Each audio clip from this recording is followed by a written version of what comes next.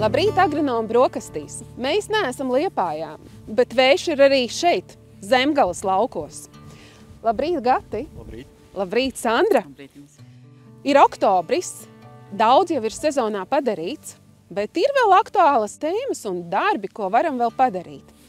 Bet, lai saprastu, kas ir jādara, varbūt jānovērtē, kāds ir rezultāts tam, ko esam izdarījuši. Un mana šodienas tēma būs mazliet paskatīties, ko laukos ir izdarījis mūsu herbicīds Elibris, ko esam smidzinājuši kviešu laukos. Manu tēmu runājot, šis ir laika periods, kad mēs lauksaimniekiem piegādājam augšņu rezultātu, augšņu analīžu rezultātu. Un visinteresantākais mirklis ar saimnieku vai agronomu sēdēt kopā, kurš arī nesen ir bijis kombainā, redzējis katra lauka īpatnības un kontekstā ar augsnes analīzēm redzēt starpības. Un visai bieži mēs tiešām nonākam apmēram pie 90% cēloņu, kāpēc uz lauka ir tādas vai šādas sekas. Un šodien man tieši ir iekrituši interesanti nogabali uz laukiem, kuri man aicinātu parunāt tieši par augsnes pH. Tā kā mana tēma šodien būs augsnes reakcija. Un vērtējot arī šī gada lapu analīžu rezultātus, mēs redzam šo te barības elementu uzņemšanos augā, un tas ir cieši saistīts gan ar pH reakciju augsnē, gan ar barības elementu nodrošinājumu. Tā kā arī es parunāšu šodien par mikroelementu nodrošinājumu augsnē, un kopā ar Agnesi mēs vēl dosimies uz Rapšu lauka, lai apstītos, ko vēl Jara piedāvā no precīzās lauksaimniecības rīkiem, lai novērtētu slāpekļu saturu augos. Visiem mums šodien galvenā tēma ir novērtēt to, kas ir izdarīts un kā ir veicies un kāpēc ir tādi rezultāti vai savādāki. Ja runājām par auga aizsardzības līdzekļiem, tad herbicīdi ir no tiem produktiem, kuru efektivitāti mēs varam novērtēt samērā ātri pēc smidzināšanas. Jāsaka, ka šoruden laikapstākļus joprojām ļauj strādāt ar herbicīdu smidzinājumu Elibris plus Boxers vēl šajā nedēļā, un, ja laikapstākļi ļaus, vēl nākamajā nedēļā. Tāpēc maziņš atgādinājums. Atceramies, rekomendējamās devas ir 0,25 Elibris plus 0,75 līdz litram Boxers, lai labāk ierobežotu rudu smilgu un mauru skareni, ko arī mēs ar šo smidzinājumu laukos ierobežojam. Ja runājam par laikapstākļiem, salnas nevajadzētu ne pirms, ne pēc smidzinājumu. Un par lietiem runājot, augsnei nedrīkst būt pārmitra, bet lietus periods, bezlietus periods pēc smidzinājuma ir stunda. Protams, ja lietas nav kā gāziens, kas ieskalo augsnes herbicīdu dziļāk.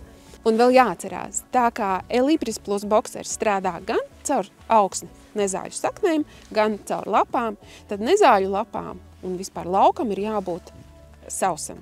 Ja mēs kā saimnieki vērtējam un runājam par laukiem, tad, lai izvēlētos pareizāko herbicīdu, mums ir jāzina un jāatpazīst nezāles, kas ir uz mūsu laukiem. Bet tas nodara ne tikai, lai izvēlētos herbicīdu.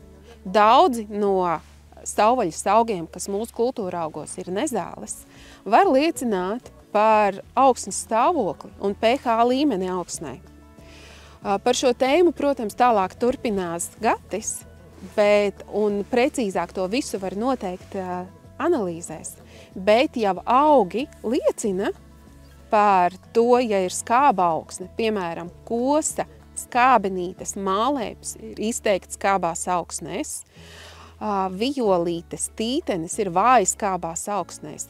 Bet ja mūsu laukos ir balandas, nedod Dievs vārpatas, tas liecina, ka ar augsni viss ir kārtībā.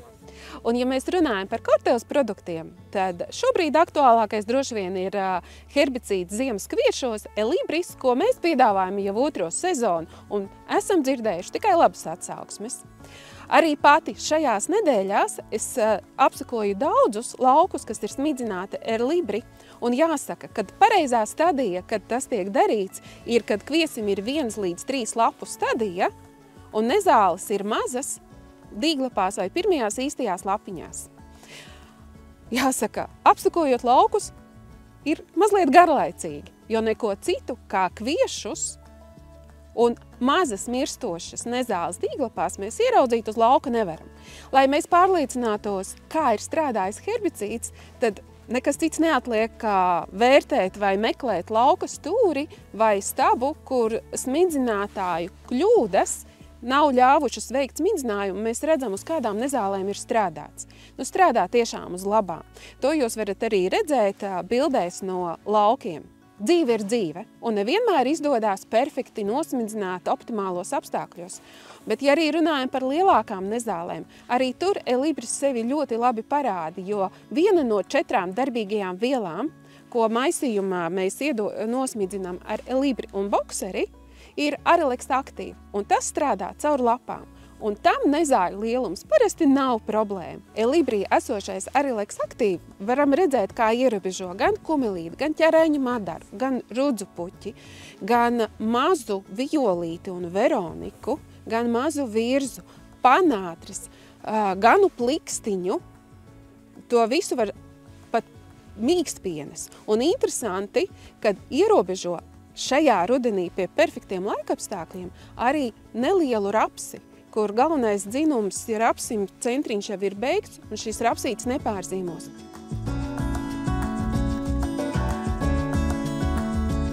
Sandra, tu no Jēkabpils esi atbraucis uz Zemgali, tomēr ir kaut liela motivācija bijis. Tā motivācija man baigi šķiet, ka varētu saistīt būt ar šo te nogabalu, šo pleķaino nogabalu. Kāpēc mēs esam šeit? Jā. Bija vērts atbraukt uz Zemgales līdzenumiem, jo, kā es vienmēr saku, tādās varbūt pat citreiz ļoti sakārtotās augsnēs mēs arī varam redzēt gan barības elementu trūkums, un šeit šobrīd mēs atrodamies uz lauka nogabala, kur mēs redzam, ka barības elementi ir bloķēti, jeb nepieejami augam izmantojamā veidā. Bieži vien Zemgales līdzenumos mēs varam novērot mangāna trūkumu. Tas ir saistīts gan ar augsnes pH, gan ar augsnes struktūru, gan sablīvēšanos. Un šīs ir tās vietas, kad es vienmēr arī saimniekiem saku, ieskatieties, kāda ir jūsu augsnes apstrādes tehnoloģija, ko jūs esat darījuši, ko jūs neesat darījuši, un novērtētu, kas tad ir šajā te augsnē no barības elementu pieejamības. Ko es gribu akcentēt, kad viens ir tas, ko mēs redzam, kas ir pieejams augsnē, un šobrīd barības mikroelementi, diemžēl, ir nepietiekoši augsnē nodrošināti. Un to mēs arī redzam šādos laikapstākļos, kā šie, mitrāks, nelabvēlīgi laikapstākļi. Un kad mēs ļoti labi redzam to arī ar lapu analīzēm, cik tie barības elementi ir izmantojušies no tā visa, kas mums ir pieejams, vai nav, tas tāds. Jā, es arī piebildīšu, ka tieši par sablīvēšanos mēs arī esam novērojuši. Tas raksturīgi ir ar sablīvēšanos, un vēl šī lieta ir raksturīgā saimniecībām, kurām tiek lietota augsnes minimālā apstrāde, kas patiesībā noved pie paaugstināts organiskās vielas satura.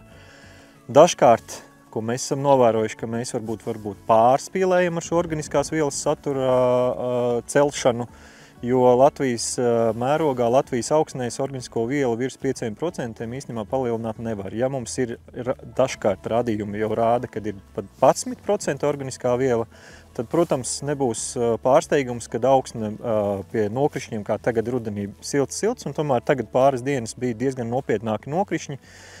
Un šie nokrišņi tādā organiskajā augsnē ātrāk nobloķē gaisa pieejamību, un mēs ātrāk redzam šos te pleķus, un vēl jau vairāk var redzēt šos te atsevišķos, kā teikt, pūsmus, kur tad šī organiskā viela nav veiksmīgi iemaisījusies, nav veiksmīgi sadalījusies pa augstni, un tāpēc mēs varam novērot tādus pleķainākus nogabalus. Bet par izcinājumiem tev noteikti ir ko pateikt. Jā, un kā vienmēr arī veicot lapu analīzes, ļoti izteikti redzam, kad mikroelementi ir nepietiekoši nodrošināti no augsnes audzējumiem, kultūra augiem. Un te ir tas stāsts, bieži, ko es arī redzu, kad mēs koncentrējamies kaut kādu vienu barības elementu. Piemēram, šobrīd topā ir mangāns.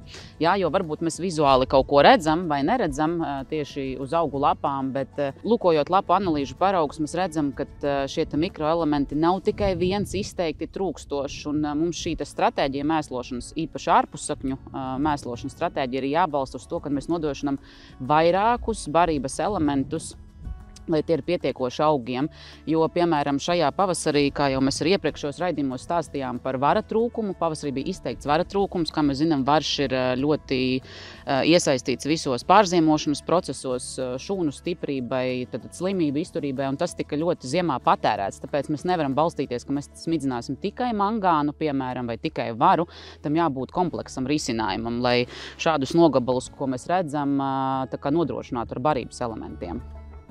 Paturpinot tēmu, kā es minēju, es pastāstīšu par augsnes pH, un tieši šoruden ir bijusi lieliski iespēja redzēt gala rezultātu pat augsnes pH problēmai zemgalē. pH problēmas, protams, ir stipri mazākas, bet tomēr kaut kādās upes gultnēs bijušajās un smilšainākās augsnēs, kā manā kontekstā īstenībā runa ir par saimniecības laukiem, kurai lauki atrodas tuvāk šiem te Tērvetes parka teritorijai, kur ir savukārt smilšaināki apgabali. Un šis pH problēma, protams, daudz vairāk attiecas uz citiem reģioniem. Un kas tad šajās te nogabalos ir? Tur var novērot situāciju, kad raža principā vispār nav. Ja es paceļu augšā pētījumus un rezultātus, ko tad sniedz pazemināts pH, tad pie ļoti zema pH līmeņa, vidēji vērtējot dažādas augsnes, mēs varam viennozīmīgi sagaidīt savus 40% ražas kritumu. Taču nianses vēl pastiprinātas un krasākas izmaiņas sākās tad, kad mēs sākam izvērtēt jau individuāli atsevišķi gramiskos sastāvus. Jo, piemēram, mālainākai augsnei pazemināts pH nebūs nekad ar situāciju, ka jūs redzat pilnīgi teiksim, tukšu pleķi bez auga augšanas pazīmēm. Ja?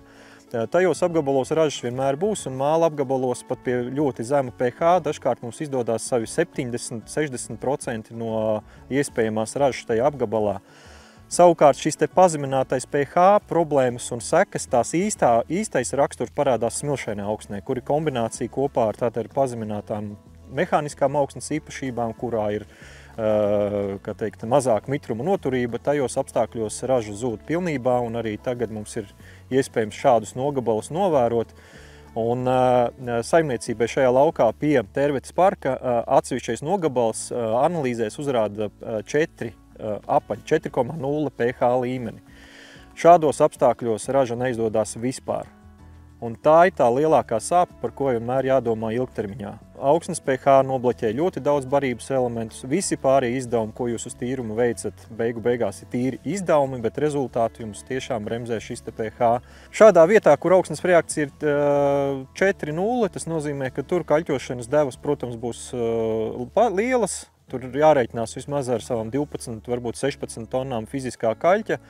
Atsevišķa tēma, ko parasti ar mums aprunājoties varam izrunāt, cik tad bieži un kā pareizi ar saimniecības loģistiku un apstrādes tehnoloģijām šo kaļķošanu veikt veiksmīgāk un arī bieži vien varam pārunāt, kāds kaļķošanas materiāls ir vairāk piemērots. Tomēr minimālai apstrādē būs vajadzīgs vairāks, mobilāks kaļķošanas materiāls, kas bieži vien ir dārgāks, protams, bez magnija satura Latvijas kontekstā. Un citas saimniecības, varbūt, kam apstrāde ir tomēr diezgan nopietna, var strādāt ar stabilākiem, teiksim, rupjākiem kaļķošanas materiāliem. Gatī mēs ņemam vērā augsnes analīžu ņemšanas procesu, un mēs tomēr redzam, ir dažādas metodes, un viens ir, ko saimnieks iegūst no šīm barības elementu nodrošinājumu, ko mēs redzam, vai pH reakciju redzam dažādos nogabalos. Jo bieži vien ir tā, ka paņemsim vidējo kaut kādu aritmētisko paraugu no kaut kādu nogabalu, un tur var būt tā, ka ir pH reakcija ļoti zema un ļoti augsta, un samaisot vidējo kaut kādu paraugu, mēs redzam, varbūt viss ir pilnīgi normāli, bet kur ir tā priekšrocība šādām kartēm? Jā, priekšrocība jau tieši ir tanī, ka mēs vērtējam individuāli katru lauku nogabalu. Jo vidējais jau varbūt uz lauka ir nepieciešams 3 tonnas, ja mēs tā novērtējam. Arī tas mans aktuālais lauks, pa kuru es runāju, pastiprināta deva ir vajadzīga tikai vienā vietā, bet ļoti liela lauka daļa principā vispār neprasa šo kaļķošanas materiālu. Un tajā gadījumā izlīdzināšana, ja vidējā rezultāts veido saimniekam zaudējums, tāpēc precīzā laukopība ar mainīgās devas kartēm ir tā, kas parūpēsies, lai katra tonna tā materiāla tiktu izlietota liederīgi un sniegtu labāko rezultātu un atrisinātu problēmu tur, kur viņa ir, un netērētu naudu tur, kur šī problēma nav. Tieši, jā, to es arī novēroju, kad, ja tās stratēģija saimniecībā ir šīs te dalītās devas gan slāpeklim, gan kaļķojamam materiālam, tas efekts ir krietni lielāks, un tas ir tikai ieguvums saimniecībā.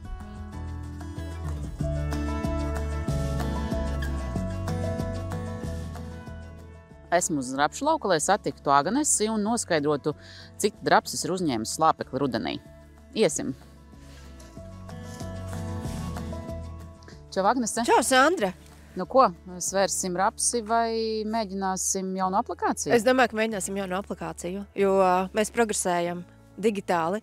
Un atvērumā šobrīd ir jauns rīks, kas palīdzēs noteikt slāpekļa saturu rapsī, un pēc tam rekomendāciju pavasarī pamēģināsim to.